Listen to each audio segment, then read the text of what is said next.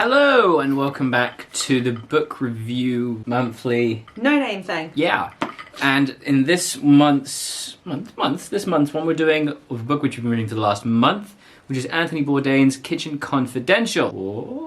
Oh, it's weird seeing it in reverse on the mirror screen. Now, this is actually a non-fiction book, and obviously the previous book which we've chosen were fiction books, and I think we're probably going to be mainly fiction books in the future. Oh, do you have your book that you're recommending, by the way? Yes, it's over there. Okay, great. Ah, I spoiled it. I saw it. I saw there was a book under there, and I wanted to see what it was. Oh, you know what book it is? I know it's Orwell. I actually didn't see the name of the book. I had a few different options, so I can pick something different. Well, why? I don't know. I don't know what it is. I just know it was Orwell. I actually didn't even think. Of course, it was the book you were. I saw it was a book. I was like, oh, there's a book hidden here. Oh, that's interesting. Orwell. I put it back. But whatever. So, Kitchen Confidential, non-fiction book, and this is obviously about cookery, which is weird for people who've never read anything about cookery.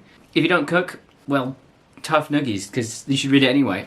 Tough noogies. Tough noogies? Tough noogies. Tough cookies. Cookies? Nuggets? Yeah. Food? I love how he calls cooks cookies in this book. I love that idea. This is a book that is just all about being a chef, and a toxic chef as well, and a chef in a bygone era of the 90s, early 2000s. Yeah, sorry, it starts in the 70s. Yeah, actually it starts in the 70s. Yeah, a lot of what he signs off the bit at the end, 2006. Yeah. And is that the rewrite? That's the relook at, yeah. Yeah, It's 1998 he read the book, so we finished yeah, reading and he the talks about the 70s and the 80s a lot, so. I would, to kick this off, I would say that this book is, if you could compare this book to anything in the entire world, it would be Stephen King's On Writing, because it is a bible to the profession of being a chef, while also still somehow being an autobiography.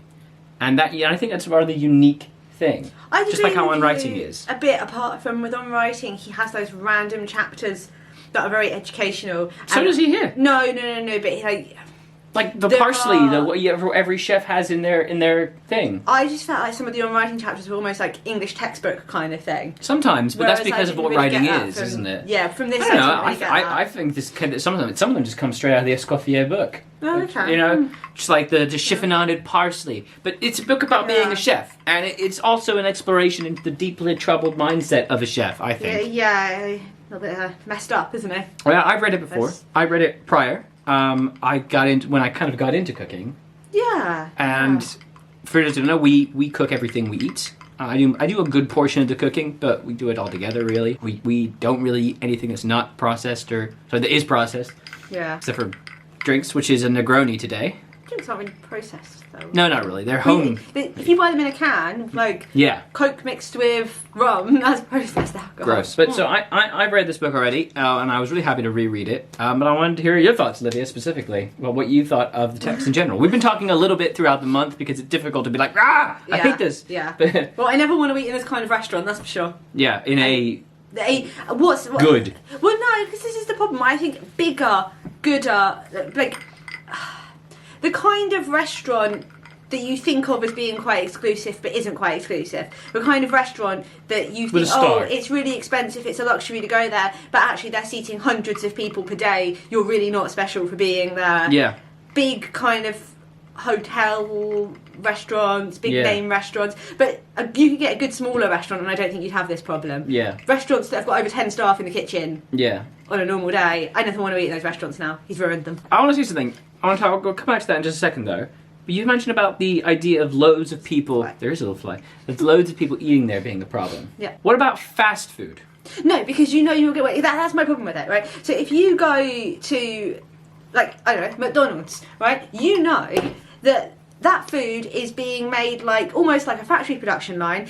It's being put on the hot racks. As soon as you order it, they're pulling something off the rack. You are not expecting that to be custom made for you. You know what you're getting. If you are paying £50 plus per person for a restaurant that you have to book, that you're normally expected to be dressed up for, you would go to for a special occasion, and you would consider it a luxury or a treat, and the menu is, I don't want to use the word fancy, but the menu it does have that kind of fancy feel to it.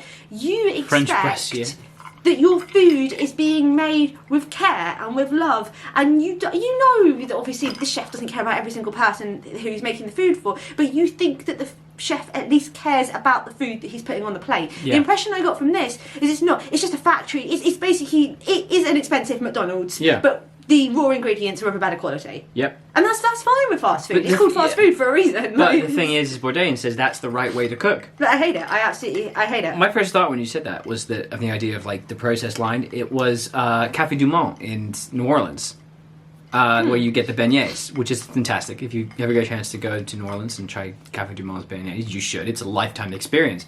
You go there, it's a line, it's a really long line, but it's like ching ching ching ching. You just go straight through, and you go that's up what there. You're getting. They go, "What do you want?" They yell at you. "What do you want?" You want one bag, 2 coffees, and they fucking sling it at you. They go covered in sugar, and then you're out of there. That's part of it, but it's so good. But you're barely paying anything. The prices are really cheap. Oh, it's like $4, okay? yeah. You know, because you are lining up, you're being given your food while you're on your feet. You know what you're getting, and that food is good because it's that. I don't expect that when I'm paying probably hundreds of pounds for everyone around the table at a fancy restaurant that. But if the food's good, if the but, food is good quality and it tastes good, I mean, is it not? What's the difference, right? Then I don't. It just kind of grates on me that when Once I go you know. to a restaurant like that, that's not what I'm expecting from. That I think that's what really got to me, and some of the ways that they talk about it as well. You know, things like uneaten bread that's on the table goes back into the kitchen and gets reused. Yeah.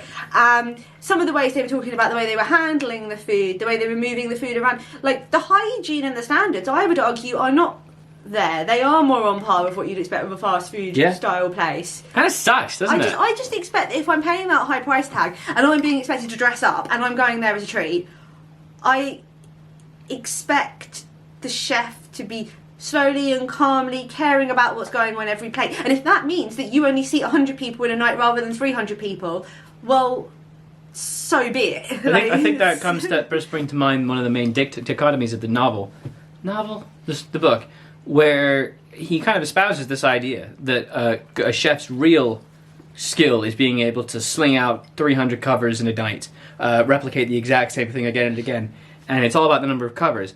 But there is a chapter, A Life in the Life of Brian, not the movie, it's just a chapter, obviously a parody of that, where he talks about a different chef who seats 50 covers or 75 covers in a night, and is happy to do so, and plates the food calmly, and every moment is peaceful and calm, with no shouting, no screaming, no threats of disembowelment. And I want to eat at his restaurant. I want to eat at that's his, what it should be. If I'm paying that price and expecting that experience, that's how I expect my food to be. And There's just a difference, yeah. It concerned me the way that he, I don't know, it's a different time, the way he spoke about vegetarians, vegans, the kind of intolerance towards allergies, all of these different things. Just that concept that other people might require more special attention than just the idea of slinging it out the kitchen. The way they're describing, like, the order comes into the kitchen, it gets shouted, and then a tag goes off to every station, and then the meal's been put together. But he barely reads the tags, he's got it all going around in his head. There's so much room for error there. What happens if someone has an allergy, or somebody says, I'm a vegan, so can you please take the cheese off of that? The way he seems to be operating, there are mistakes made there constantly, because he's rushing, he's not checking the tags, and also he's not in his head going, right, I'm doing 2 steaks, 1 steak is for this table and another steak is for this table, and this person's got an allergy. He's just going, I've got 2 steaks, and he's reluctant to cook things to a different, like, well done, medium, rare, like, he's reluctant to do that. So everything's just coming out, like, on a factory line, the same, and there's no thought to the customer who has said, I don't want this, or I can't have that, or whatever. I think it is worth saying, though, that Bourdain has essentially kind of renounced a lot of what he said in this book in terms of the idea of being a chef, and also his kitchen etiquette. Yeah, right? Which I guess at different times, he was writing about it's the 70s, a different time, 80s, and I think deeply flawed. Those who aren't aware, Anthony Bourdain, clearly a very damaged, troubled individual, took his own life 2016, I think. 2016, and... No, 18. 18, yeah. Just really troubled man, clearly a suffering person. Yes. And, you know, I think that's evidenced in this text. I mean, again, comparing it to On Writing, like, Stephen King's Coke habit, I think, is a comparable thing. Yeah. He constantly talks about it in the drug-fueled haze in which he wrote Misery. Yeah, but my problem with that is that you've got a writer who, they've got a drug problem, they're writing a book. At the end of the day, when that book comes out, if that book is deemed to be good, it actually doesn't matter how you got to the end product. He's talking about how not just him, but everyone that he's working with in that kitchen, they are on drugs. They're drinking heavily. They are constantly having sex in the walk-ins. Yeah. Yeah, the fifth aspirin in the night kind of thing. Yeah. And what I don't like about that is I'm trusting you with my food. A book, right? If I read a book, like that can't.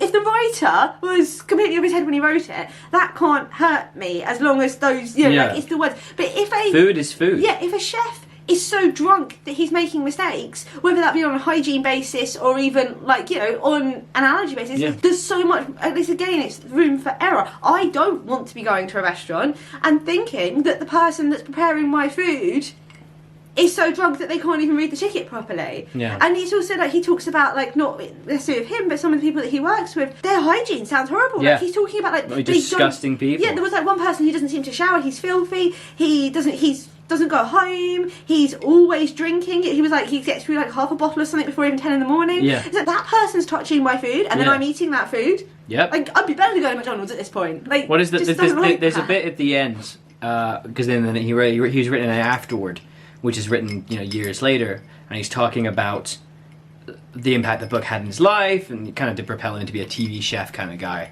But also he talks about a TV interview that he did with, and I don't remember the chef's name, but he was of his time in a contemporary, the big boy, and they're both being spoken to at the same time, and then they ask the well-regarded, polite, sophisticated chef, is it true what Bourdain says about bread being reused? You can say that bread is always reused. If it's not, unless it's been broken in half, it's always going back out. And he expects him to say, "Oh, of course, I would never do that," and throw him under the bus. But no, he says, "If my chef, the guy who trained me, caught me throwing out perfectly good bread, he'd have beaten me to death." And it completely just yep, Bourdain's right. That's in every kitchen ever. But I almost just don't want to know that. It'd be better to live in ignorance. Yeah, honestly. Yeah. I'd rather just go to a restaurant and be deluded into thinking that because I'm paying a higher price tag and the restaurant looks nice, it's actually everything is nice. And I just didn't like that. I also did not like the attitude where there's a bit towards the end where it's like you're signing up for the army or something. Get over yourself. I can't remember what his exact wording of it was, and he's and also the bit where he's talking about his wife. He's I pretend to be a civilian while I'm talking for a couple of minutes over breakfast while I'm talking to her. What do you mean you pretend to be a civilian? You are a civilian. You just cook food a lot for nice big money. It's dumb. Yeah, it's it's very dumb. He feels so entitled. It's the word. It's entitlement, and there's this strange kind of ephemeral pride in what they do that somehow elevates them. But I will say that this book, if anything, shows you that. And it shows you the idea of holding oneself to a higher standard, the idea of an elitism in cookery, like the bit with the burning of the hands. When he's training, he's had a year at the Culinary Institute, and he's back here working at the restaurant he's been working at as a teenager, and he thinks he's hot shit. And he has a little boo-boo owie in his hand, a little Bernie, and he's all owie. And this other and the guys are tired of his shit. And guy just screams that you call that an injury. And he shows his hand; it's just covered in scar tissue and mangled remains of a hand. And then he just grabs a cast iron searing pan, and he just holds it, sizzling skin, just this is a burn. And the idea that we can have a pride in ourselves and in what we do, which is higher, I think, than what most people think of when they think of cooks, right? I do get that, but he takes it too far. I found I was talking to where he's saying, it's his tips for if you want to be a chef. Be fully committed. You then, where is it? You are, for all intents and purposes, entering the military. Yeah, it's dumb. No, you're not. Just chill out. Hire more people, make less money, chill out. I'm not trying to diminish it and say, it's not a valid thing, but you're a person. Yeah. You're preparing people's food. Calm down. Take it slow. Yeah. Enjoy doing it, and you're not any better than everyone. Just shut up. Just calm down. Yeah. He seems to think that he is some almost superior being. Yeah. For being a chef, and the sense of suffering as well. Like the was it his hand? The guy who it was his hand. Yeah. The guy who hurt his hand. And he's right, go to this ER, because they see you quick, and I expect you back here within 2 hours. Yeah. And the guy came back in an hour and a half. Yeah. And then he's and I was really pleased with that, and thought a lot of him, and he worked the rest of the shift one-handed. Yeah. That's not No. Good, but they take pride in that, and that like earns you points. Yeah. Like It's all, I mean, I don't want to get too into this, but it's all basically hallmark of practically monarchism, isn't it? It's bullshit. It's you know, it's forcing the working man to do shit for bad pay, and they even talk about how you're going to get paid nothing to do all this work and suffer, and you just expected, no, pay me, or give me profit sharing. Like, there's no reason to hire more workers, have less stress, and just, it'd be better. But he does that at the beginning. He does it. He enforces it. That. He's the person forcing it. No, but he even does it, like, at the beginning, the job that he has where it's like, you go in at 7 in the morning, you set up, you do the lunch, and then they always ask him to do overtime, and he ends up staying until, like, midnight, and then he's back the next morning at 7 in the morning, and the one day where he says, no, I don't want to do it, I want to go home, he gets pulled into the office and essentially told off. You're not a team player, and then he just stays. Yeah. But then he expects everyone else to do that because he's done that. The revolution is coming. It just needs to be a little faster. I think it's a flawed book, and I think he's a flawed man, and I think the philosophy he teaches is flawed. But I still think there's a beauty to this text, and I think it really is interesting, and it shows you maybe an open door. The idea that one can take pride in cookery, and that food isn't just food. You know, the simple joy. There's a lot of joy of food in this. Maybe not so much as in other like travel food books. There are some great food travel books out there, but there is some. He goes to Asia and the delighting experiences of a many dozen course sushi meal in a basement of this almost abandoned Tokyo building. It turns out to be this incredible restaurant, and it's about food. You know, the value of it truly is about food, and the idea that you suffer for your art.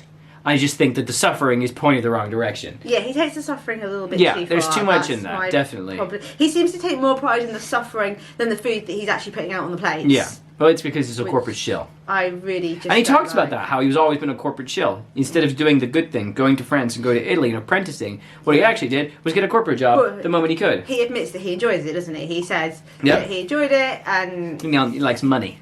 Yeah, and he likes that busy kind of constantly going atmosphere, and like the day in the life chapter was like from the moment he wakes up he's thinking about it, this is what he's going to do, and then he goes through the entire day, and then at the end of the day it's like right now I'm thinking about the next day and the next thing, and he just can't switch off. He doesn't want to switch off, and I still love it though. I found this book a bit disturbing. I honestly found him a little bit sad, but also just a bit calm down dude. Like, he seems to think that he's part of some like giant mafia gang ruling the city. It's like, you're a chef, like you make nice food, but you're not some criminal mastermind that is running this giant operation. Bro, you run a kitchen, like, chill. Yeah, he talks about it, like, and the way he's like the way he calls people in, and the way he like talks to the people that provide the food, and like it's just a sense of grandeur that's just... It's a bit cringe, honestly. Yeah, it's a bit much. It's a bit cringe. I don't really like him. I just but it's the food for me. It's the food. It's the idea of taking pride in your work and art. And there's a couple chapters where he talks about like food you have to have on hand to be like a cook, and the things you expect, the knives, how you can get them, and like chiffonaded parsley and the value of shallots. There's a lot of cool things in here, and it's an autobiography into a kind of troubled person in a weird niche part of existence. Is interesting. Yeah, no, it was interesting, and it was interesting to see the goings on in a bigger kitchen. Yeah, it's interesting. I don't want to eat food ever again that I haven't prepared with my own hands, but yeah, I'd never want to eat in a place like this because of him. Well, it's closed, so La Haye's closed. Yeah, La Haye.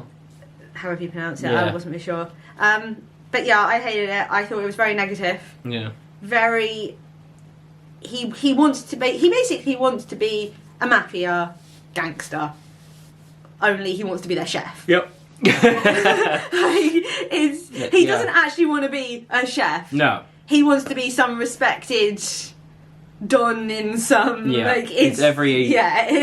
it's a bit of a tosser is really the point. I really hate the bit where he was talking about his sous chef and saying, like, he was comparing the sous chef to his wife and saying, like, God, that hurts. Your sous chef should be your best friend. Your sous chef should be the person that you're the closest to. They could read your thoughts. They're your other half. And then at the end of the book, he's talking about that guy that he seemed to get on so well with. I don't speak to him anymore. He's like, he moved to Florida, and then it turns out like later he moved back to like upstate New York or something. And he sued him later. Yeah, it's like, so you had this great, amazing bond with him. He was the closest person in your life. You were a duo.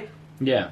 a decade later, And he's divorced his nothing. wife. Yeah. And his second wife. But I just really I hated that because it's deluded in the sense of like, just because you work with this person and you might be great in terms of your work, that does not mean that that person actually has any value in your life. Like, you are colleagues. When your work goes different ways, your lives will go different ways. Exactly. Like, he just places importance in all the wrong places, and I think that was a great example of it. He has no personal just life. Kind of cringe. He seems like the kind of person to me where if he hadn't died, Go on.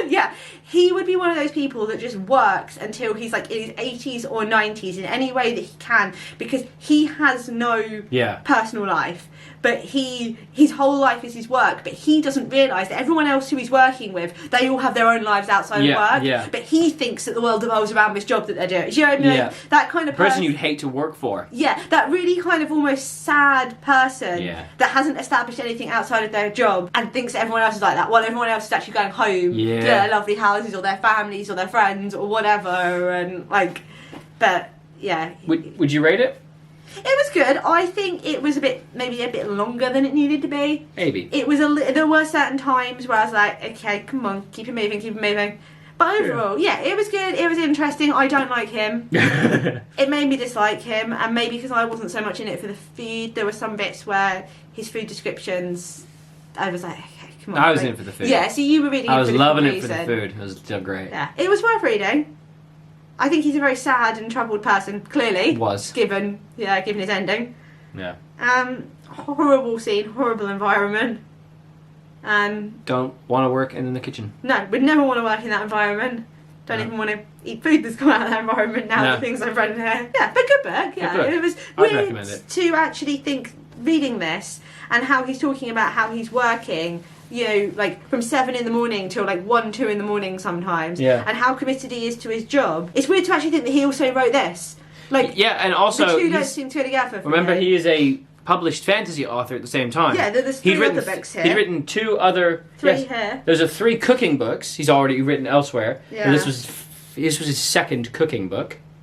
Right. He'd also written 3 fantasy novels. Which I just find so weird. Where's this guy getting this time from? Yeah. He writes for an hour or 2 in the morning before work. I just find that bizarre. And also, but then that tells me that what you're reading in here to some extent is a little bit, not a lie, but an exaggeration. Like because what about the writing? Yeah. Like I think there's one example where he says like, so the kitchen closes at midnight. They'll then go sit at the bar. They'll drink. They'll then go to a club. And it's clear this is not something that happens every day. Otherwise they'd be so messed up. But he's like, then we get the first train in the morning to Long Beach. We fall asleep on the beach, and then some I think that was when he was really young. Yeah, and you go to work, but he's implying that that's normal. Yeah. Well, that's clearly not normal, is it? Because you've written a book. You've written multiple books. When are you doing that if that's your life? Like, it's odd. There's some odd discrepancies. Yeah, I don't know. That didn't really... Like, it was weird. It was like, this does not seem like the kind of person that's put a book together. I like it, though. It's just odd. Yeah, I liked it. It was very easy to read. And you kind of did feel like you were there. But I didn't want to be there. No, I don't ever want to. No. I'm just going to keep making my own dinner, thanks. I made pizza. Yeah. Good pizza. It's good pizza. Fish pizza. Fish pizza. Apparently better than meat pizza. I'm glad I read it. Yeah. Thank you for telling me to read it. You're welcome. I'm glad I got to share it with you. I've never eaten one of these restaurants again. Well, they're all closed. Every single one of them. This style of restaurant? Yeah. But things have changed. I guess. Things have changed. Yeah. Just depressing. And that's a wrap. It's depressing. What's your book? My book. Woo! Probably going to be equally as depressing. Oh boy, what is it? Well, I think I found an Orwell that neither of us have read. Have I been correct? Clergyman's Daughter. I have not read that. No. Okay. Cool. Okay. What do we got here? So I just thought it'd be interesting. It was one of the ones that we got in the 2 books for £6. HMV. Ooh. Actor of Guy Pill. Sounds a bit weird for a while, but thought it'd be interesting. Sounds like it's going to be super depressing. Mm-hmm. And also the header, the tagline is written from the Irish Times. So if the Irish Times is one commenting, then your book is probably depressing. Ooh, big font. Trivial round, the common task. Oh. All right. Well, if we're doing that, you get to fight over it. The best part is we get to fight over the books. Because we read in the mornings often, and, you know... We made it work with this. We did, took us a long time to read it. So. It did take us a while, yeah. Yeah. Okay. Cool. I feel like we did not have as much to say about Kitchen Confidential as we did with other tags. Well, I guess the problem with it is... It's about cooking. It's non-fiction, so... Kitchen Confidential. was good. Yeah, I enjoyed it. Lord. Next up, George Orwell's Coachman's Daughter. Thank you very much for watching. Make sure you do like and comment the video. And of course, let us know if you are planning on reading this book along with us. It's odd, this channel, but we're still going, we're still doing stuff. Oh god, the battery, please don't die. Thank you for watching. Yeah. Yeah.